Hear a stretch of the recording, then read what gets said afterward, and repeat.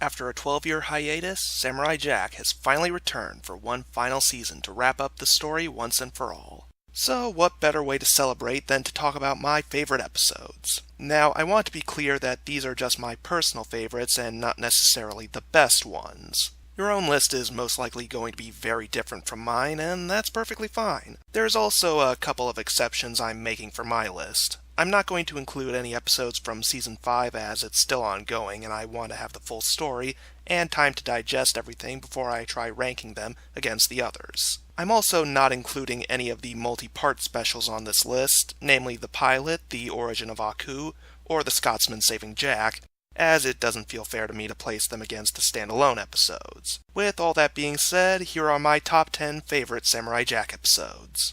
Number 10, Jack's Sandals.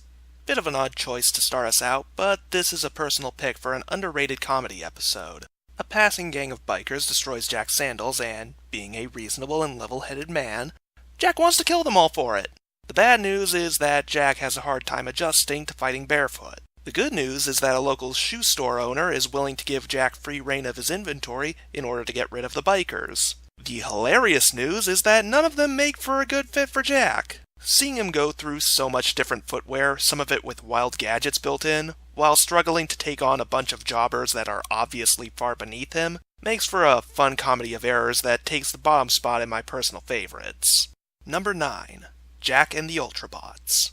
The first great secondary antagonists of the series, the Ultrabots are a fantastically designed group of baddies that push Jack to the limit. This was definitely my favorite episode when the series started, but a lot did come to surpass it over time. The main reason it isn't higher is because it's mainly just one big fight scene with little heart beyond that, but it's still some of the best action in the series. Number 8. Jack and the Spartans. Literally Jack joining the 300 Spartans, only instead of fighting Persians, they fight an endlessly rebuilding army of machines. Bit of a weird concept, but there is something oddly satisfying about seeing Jack, someone who typically works alone, as part of a large army. Much of Jack's time was spent alone and with few allies, so having him working with a team of fellow warriors was a breath of fresh air. Number 7. Samurai vs. Ninja.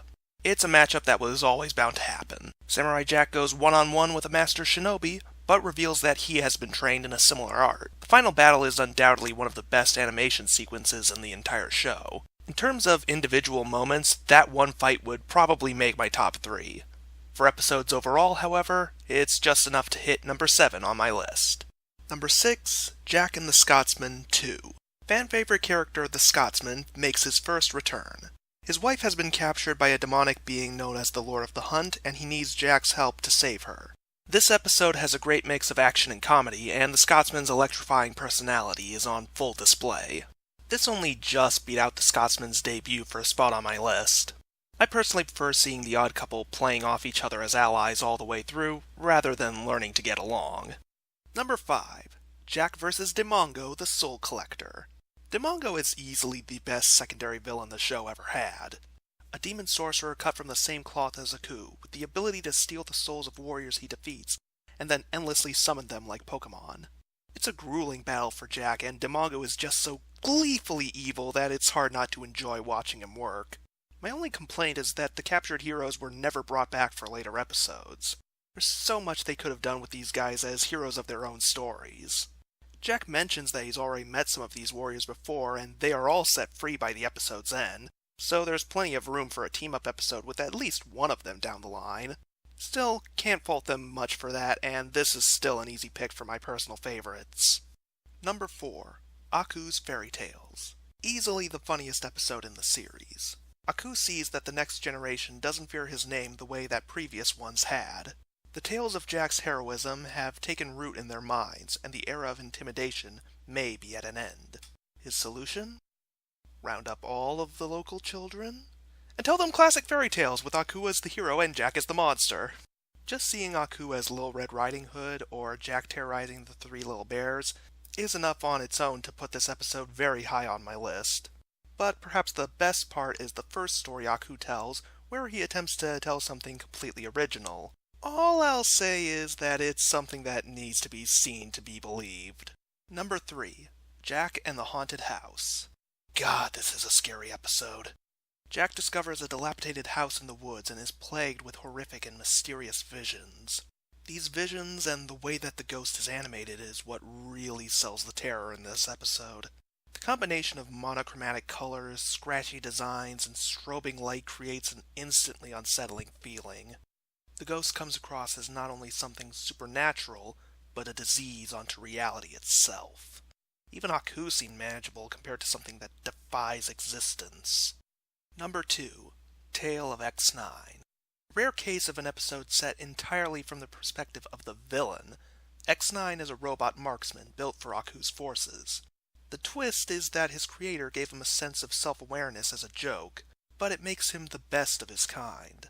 This also gives him a desire to escape his life as a hired gun and instead just settle down with his beloved Lulu. However, he can't escape Aku's gaze for long, and when Lulu is taken prisoner, he has no choice but to go up against Jack. It's an incredibly gripping showdown as we don't have a straightforward bad guy and you're left questioning who you should really root for. How do they resolve a conflict like this? Can this hitman with a heart of gold even have a shot at a happy ending? You'll have to watch to find out. And before I say my number 1, here are a few honorable mentions. Granted, I could cheat and just say all of the episodes that aren't on this list because the show is just that good, but these are just the ones that stand out for me. It's perfect. Cool. It's perfect. Quiet. And my number 1 favorite episode is Jack Remembers the Past. This episode is light on both action and comedy, but it takes a focus on what I think is the most important aspect of Samurai Jack. It's an episode that isn't afraid to be calm and quiet. As much as the brutal and hilarious scenes stand out in our minds, one of the defining elements of the show is all of the slow, silent moments. The times that allow the atmosphere to set in and for the tension to build. This is basically an entire episode of that one side of the show. Jack finds the ruins of his childhood home and simply takes a walk down memory lane. There's no ancient treasure he needs to find, there's no evil villain threatening to tear it all down. It's just Jack alone with his thoughts. That meditative essence is one of the most underrated aspects of this show, and it makes for one of the most beautiful episodes. For that, it takes the top spot among my personal favorites. So, I know my list is going to look very different from most others, and some of my favorites are probably going to be on the lower end of the spectrum for others. It's cool, we've all got our own tastes. Let me know which favorites of yours I left out. Trust me, while these are the ones that stood out most for me, there are no episodes of this show that I'm opposed to talking about. Thanks for watching, and I'll see you next time.